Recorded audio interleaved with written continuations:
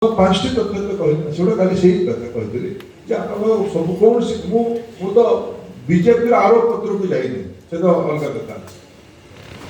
ଗତ 3 ମାସରେ ଓଡ଼ିଶାର ସବୁ ଗଣମାଧ୍ୟମ ଯୋଉ କଥା ସବୁ ଦେଖିଛନ୍ତି ପିଇବା ପାଣି ଉପରେ, ଏଇଟା ହିଁ ସବୁଠୁ ବଡ଼ ପ୍ରମାଣ ଏ ସରକାର ପରଫର୍ମାନ୍ସ ଉପରେ। ଏଇଟା ହିଁ ପ୍ରଧାନମନ୍ତ୍ରୀ କହିଲେ।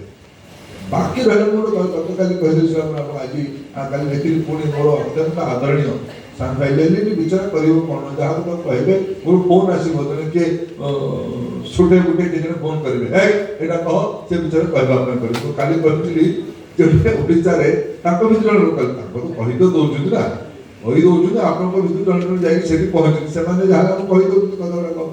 ଗୋଟେ ଫିଲ୍ମ ଆସିଥିଲା ଗ୍ୟାଙ୍ଗ ଅଫ୍ ୱାସିପୁର, ଓଡ଼ିଶାରେ ଗୋଟେ ଗ୍ୟାଙ୍ଗ ଅଫ୍ ୱାସିପୁର ଗୋଟେ ଗ୍ରୁପ ବନେଇଛନ୍ତି ସେମାନେ, କେତେ ଜଣ ଓଡ଼ିଆ ଲୋକ ବି ନାହାନ୍ତି।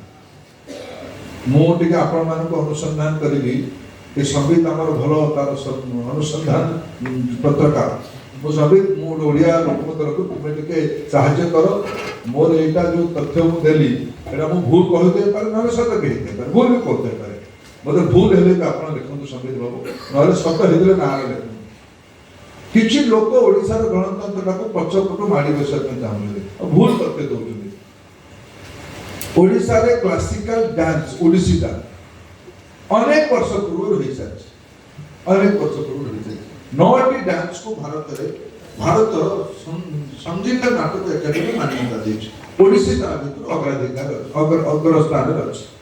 ପରବର୍ତ୍ତୀ ଅବସ୍ଥାରେ 2014ରେ ଆମ ଭାଷାକୁ ବିଶେଷ କରିକି ମୁଁ ଆଜି ଦିନରେ ମନେ ପକେଇବି ସୁବ୍ରତ ପୃଷ୍ଟିକୁ, ଦେବୀ ପ୍ରସାଦ ପଟ୍ଟନାୟକଙ୍କୁ, ଇଭିନ୍ ରାମଚନ୍ଦ୍ର ଖୁଣ୍ଟିଆଙ୍କୁ, ଇଭିନ୍ ତଥାଗତ ଶତପଥୀଙ୍କୁ, ଆପଣ ସମସ୍ତଙ୍କୁ କ୍ଲାସିକାଲ ଲାଙ୍ଗୁଏଜରେ ସମସ୍ତେ ନିଜ ନିଜର ଯୋଗଦାନ ଦେଲେ। କ୍ଲାସିକାଲ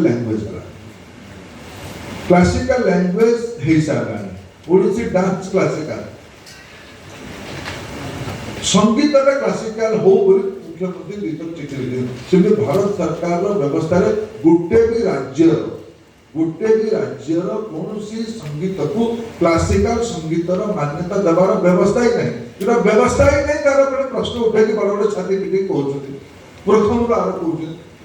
ଆମେ ଏବେ କହିଛୁ ଯେ ଆପଣଙ୍କୁ କିଏ ଭୁଲ ଲେଖିକି ଦେଉଛି, କାହିଁକି ଏ କଥା ଗୁଡ଼ିକ ଆପଣଙ୍କୁ କହୁଛନ୍ତି, ଏଗୁଡ଼ାକ ମାନେ ପାଦ ନାହିଁ କିମ୍ବା ମୁଣ୍ଡ ନାହିଁ। ତେଣୁ ଆପଣଙ୍କର ବିବଶତାରେ ଜଣା ପଡୁଛି। ଆପଣ ଆମକୁ ଆରୋପ କରିବେ ନାହିଁ, ଆମେ ବି ଆପଣଙ୍କ ଉପରେ ଆରୋପ କରୁଛୁ। ଆପଣ ପାଣି ଦେଲେନି, ଆପଣଙ୍କ ରାଜ୍ୟରୁ ଲୋକ ପଳେଇଲେ 1/3 25% ଶାସନ କଲେନି ଦାଦନ ପିଟିବା ପାଇଁ। ହିଞ୍ଜିଳିରୁ ଗଲେ ଆମେ କହୁଛୁ କନଷ୍ଟାଣ୍ଟଲି ସତ୍ୟପତ୍ର ପ୍ରକାଶ କରନ୍ତୁ ହିଞ୍ଜିଳିରୁ କେତେ ଲୋକ ଦାଦନ ପିଟିବା ପାଇଁ ଯାଇଛନ୍ତି।